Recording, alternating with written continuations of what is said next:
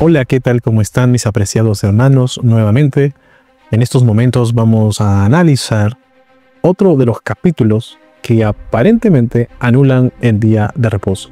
Colosenses capítulo 2, ¿anula el cuarto mandamiento? No te muevas, que esto es Derrumbando Mentiras.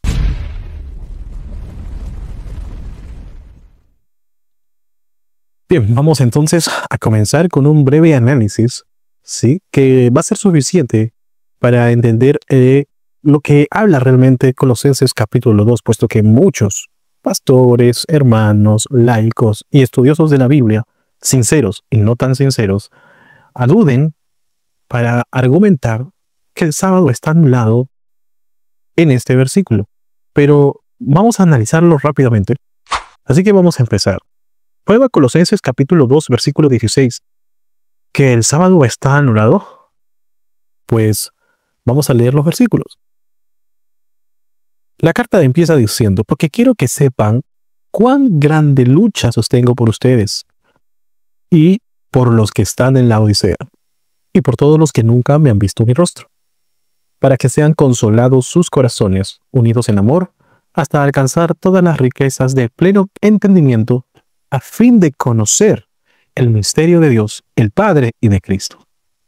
Podemos ver ya que Pablo nos está animando a poder llegar a alcanzar todas esas riquezas de conocimiento que hay en Cristo Jesús.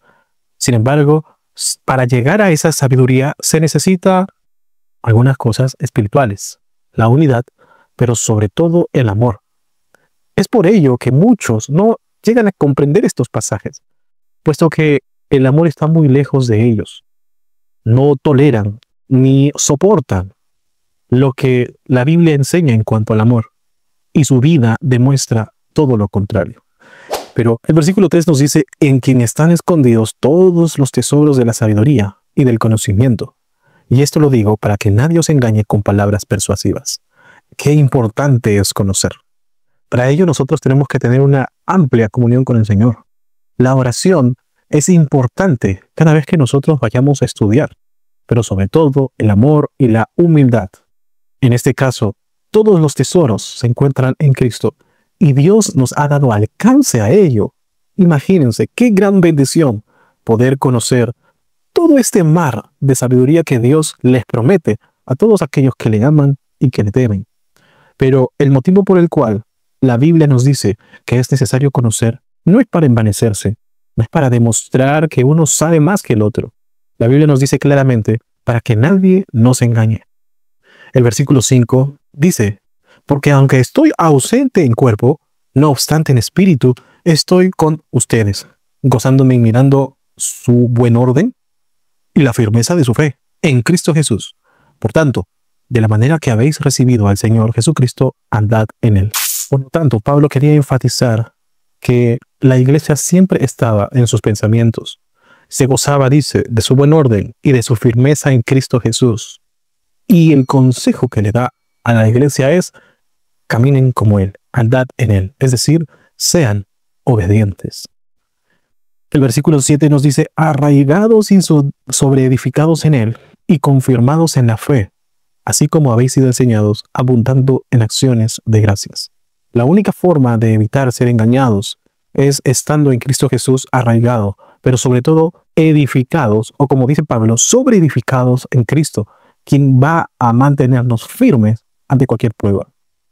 El versículo 8 dice, mirad que nadie os engañe por medio de filosofías y huecas sutilezas, según las tradiciones de los hombres, conforme a los rudimentos del mundo, y no según Cristo, porque en él habita corporalmente toda la plenitud de la deidad, y ustedes estáis completos en él, que es la cabeza de todo principado y potestad. Pablo estaba muy, pero muy al pendiente de que la iglesia no cayera en este tipo de filosofías. Filosofías que ensalzaban al hombre y que indirectamente dejaban a Dios en un segundo plano. Unas filosofías y enseñanzas huecas. Y estas se basaban en algo, en las tradiciones. Que en él también habíamos sido circuncidados con circuncisión no hecha a mano, al echar de ustedes el cuerpo pecaminoso carnal en la circuncisión de Cristo. Está muy en claro que la circuncisión a la que se refiere Pablo no es la circuncisión que los judíos y esta secta de fariseos obligaban a realizar a los que querían seguir a Dios, sino que se refería a una circuncisión que, según Pablo, se daba en el corazón. Versículo 12, y sepultados con él en el bautismo, en el cual fuisteis también resucitados con él, mediante la fe en el poder de Dios, que le levantó de los muertos. Si hay algo que simboliza y que apunta a la resurrección de Cristo, definitivamente es el bautismo. Porque el bautismo no solamente representa la muerte de nosotros y de Cristo, sino también la resurrección de nosotros a nueva vida y también la resurrección de Cristo. No es un día para nosotros honrar la resurrección de Jesús, es un evento, y ese evento es el bautismo. Y a vosotros, estando muertos en pecados y en la incircuncisión de vuestra carne, os dio vida juntamente con él, perdonándonos todos los pecados. Y justamente esa es la circuncisión en el corazón. Dios nos da una nueva vida. El pecado se sacrifica, se crucifica, se mata. Es una renuncia al pecado. Y es lo que Pablo les estaba indicando a todas estas iglesias. Pero el versículo 14 ya nos da un énfasis bastante importante y bastante interesante, puesto que aquí muchos creen que se habla acerca de la ley. Pero veamos lo que dice el versículo 14. Anulando el acta de los decretos que había contra nosotros, que nos era contraria, quitándola del medio y clavándola en la cruz, y despojando a los principados y a las potestades, los exhibió públicamente, triunfando sobre ellos en la cruz. ¿Notaron? Claramente aquí, la Biblia nos dice que en esa cruz se clavó, se anuló el acta de los decretos que nos era contraria a nosotros. Y aquí muchos, pero muchos hermanos dicen que se refiere a los 10 mandamientos, puesto que la expresión acta de los decretos es muy similar a la que aparece en Efesios capítulo 2, versículo 15, apuntando también a la ley. Entonces podemos determinar que la ley sí fue clavada en la cruz, pero ¿realmente es así? Para ello es necesario analizar lo que significa el acta o el acta de los decretos en el griego original. La palabra que aparece es geirografón. El geirografón es un pagaré, es una nota de débito, ¿de acuerdo? Todos los que sabemos que es un pagaré es un compromiso que nosotros firmamos diciéndole al que nos ha prestado algo, te voy a pagar. Eso fue lo que realmente se anuló en la cruz. Eso fue lo que realmente se clavó en la cruz. No fue la ley en sí, sino fue esa acta de decretos que nos era contraria. Pero aquí surge la pregunta. ¿Realmente nos era contraria esta acta de decretos? ¿Qué tenía este pagaré? Para ello vamos a analizar un versículo en la traducción PDT. Nos dice, teníamos una deuda porque no cumplimos las leyes de Dios. La cuenta de cobro tenía todos los cargos contra nosotros, pero Dios nos perdonó la deuda y clavó la cuenta en la cruz. Estamos claros que no se refería a la ley en realidad, para ser más exactos, a los 10 mandamientos, sino se refería a eso que era contrario a nosotros, a la deuda. Ahora, ¿cuál es esa deuda que nosotros teníamos que pagar? Y que Jesucristo la pagó en la cruz. Así es, hermanos. Romanos capítulo 6, versículo 23 me dice que la paga del pecado es la muerte. Tú y yo habíamos firmado un pagaré. Ese pagaré no era dinero, era nuestra propia muerte por ser pecadores. Pero Cristo se adelanta y dice, yo voy a pagar ese pagaré. ¿Con qué? Con mi muerte, dice el Señor. ¿Dónde? En la cruz. Y ese pagaré que era contrario a nosotros terminó siendo clavado en la cruz. Por eso nos perdona la deuda y es por eso que tú y yo tenemos acceso a la salvación eterna. ¡Qué gran bendición! El versículo nos dice, por tanto, nadie os juzgue en cuanto a comida o en bebida, o en cuanto a días de fiesta, luna nueva o días de reposo, todo lo cual es sombra de lo que ha de venir, pero el cuerpo es de Cristo. Aquí, muchos hermanos nuevamente, sinceros y no tan sinceros, indican que el sábado estaría en este grupo de sábados que aparentemente estarían anulados. Hemos demostrado que en el versículo 14 no habla acerca de la ley. ¿Será que Pablo en esta ocasión sí está hablando de los sábados semanales? Vamos a ver. Puesto que la Biblia nos dice en primer lugar, nadie os juzgue. Es decir, nadie te dé sentencia de juicio. No está hablando nada de exhortar, sino de juicio, de darte una sentencia ya. Y es que cuando tú ves a tu hermano en pecado, ¿qué es lo que haces? ¿Te haces de la vista gorda? ¿No lo juzgas? ¿Lo dejas sin exhortación? Pues si eres uno de esos hermanos, déjame decirte que estás en pecado, puesto que se trata de ayudar a los hermanos. Como lo hacía Pablo, tú también estás invitado a exhortar a través de la Biblia para denunciar el pecado y restaurar a ese hermano o a esa hermana que practica o que anda en pecado. El versículo sigue diciéndonos, no juzgues en cuanto a comida o en bebida. Si nosotros vamos a tomar este versículo de forma literal, tal cual, podríamos decir que si nosotros viéramos a un hermano que está comiendo carne, ¿sí? Carne de caballo, o en todo caso, carne de humano, vamos a llegar a ese extremo. Y tú lo ves, no vas a juzgarlo porque la Biblia lo dice, no juzguéis. ¿Se dan cuenta de eso? ¿O qué pasaría si encontramos a nuestro hermano, a nuestro pastor de iglesia, tomándose una cerveza? ¿Será que no juzguéis? ¿Será que eso es lo que realmente está diciendo Pablo? Eso es lo que pasa cuando no entendemos lo que leemos y podemos llegar a una grande confusión. Y es lo que hacen los hermanos al decir que no se debe de juzgar, no podemos hablar. Si la persona guarda sábado o guarda domingo, no interesa, no hay que juzgar. Pues entonces tendríamos que aplicarlo también en las comidas, también en las bebidas y en otras fiestas que dice la Biblia. Sin embargo, yo quiero ir, como se dice, al grano, puesto que Pablo estaba citando un versículo que se encuentra en el Antiguo Testamento, un versículo que nos va a indicar y nos va a dar luz en cuanto a lo que Pablo realmente quería decir. El versículo nos dice, en Ezequiel 45, versículo 17, mas al príncipe corresponderá el dar el holocausto y sacrificio y la libación en las fiestas solemnes, en las lunas nuevas y en los días de reposo. Él dispondrá la expiación, la ofrenda, el holocausto y las ofrendas de paz para hacer expiación por la casa de Israel. ¿Se dieron cuenta?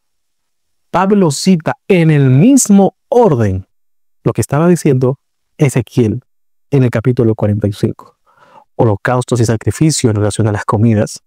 Las bebidas eran las libaciones. En las fiestas solemnes, en los días de fiesta. Las lunas nuevas, que Pablo también indica, pero por sobre todo los días de reposo. Ahora, nuestra tarea estaría en investigar a qué se refería Ezequiel 45. Pues cuando tú te des cuenta y analices todo el capítulo, verás que se refiere justamente a lo que dice al final. Se refiere a ofrendas de paz, expiaciones, para hacer expiación por la casa de Israel. ¿El sábado tenía que ver con la expiación de Israel? Claro que no. El sábado semanal no, pero los sábados ceremoniales sí. Todas las fiestas tenían que ver con la expiación de Israel, puesto que cada fiesta apuntaba a un evento o a una acción que Cristo realizaría en el futuro. Por lo tanto, podemos decir que Pablo no se estaba refiriendo al sábado semanal, sino al sábado ceremonial o ritual. Pero, ¿y qué con las sombras? Porque dice que está conectado con las sombras. Pues Hebreos 10, en el versículo 1, nos da luz en relación a esto. Nos dice, porque la ley, ¿qué ley? ¿La ley de los 10 mandamientos? ¿O las otras leyes? El versículo sigue diciendo, porque la ley, teniendo la sombra de los bienes venideros y no la imagen misma de las cosas, nunca puede, por los mismos sacrificios que se ofrecen continuamente cada año, hacer perfectos a los que se acercan. Claramente podemos ver que hay una ley que se conecta a las sombras. Ahora, te invito a que puedas pensar conmigo. La ley de los 10 mandamientos. Vamos a tomar algunos mandamientos. Honrar a tu padre y a tu madre. ¿Qué tiene que ver honrar a tu padre y a tu madre con los bienes venideros? ¿Qué tiene que ver honrar a tu padre y a tu madre con los sacrificios? Otro mandamiento. No robar, no matar, no hablar falso testimonio, no codiciar. Tener otros dioses está prohibido según el primer mandamiento. Yo te pregunto, ¿eso qué tiene que ver con los bienes venideros? ¿Qué tiene que ver con los sacrificios? Pues, evidentemente, no está apuntando a la ley de los 10 mandamientos, pero sí están apuntando a esas leyes que se dieron en relación a las fiestas ceremoniales y que sí apuntaban a Cristo, pues eran una sombra. La Pascua, el día de la expiación, los panes sin levadura, fiestas que eran consideradas días de reposo y que sí apuntaban a Cristo, puesto que cuando Él viene, se dan su cumplimiento. El versículo 20 nos dice, pues si habéis muerto con Cristo en cuanto a los rudimentos del mundo, ¿por qué?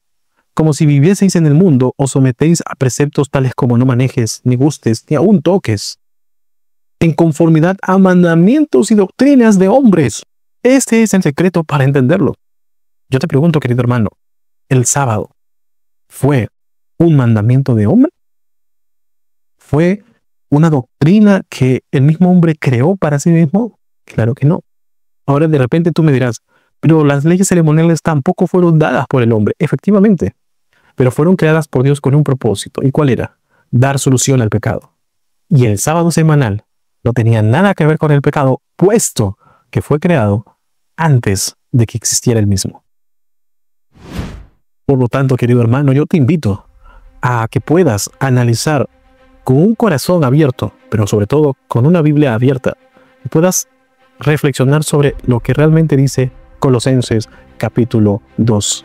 Antes de poder terminar, yo quiero invitarte a que te puedas suscribir a nuestro canal.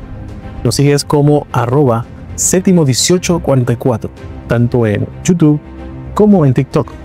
Tenemos mucho material para poder edificar a la iglesia, pero por sobre todo tenemos material también para que puedas aprender un poco más acerca de las leyes de Dios, que son lo que hoy se está poniendo en tela de juicio. Asimismo, invitarte a los lives que hacemos los días martes, los días jueves a las 9 de la noche y los domingos a partir de las 8 de la noche con diversos temas en donde todos son invitados a participar.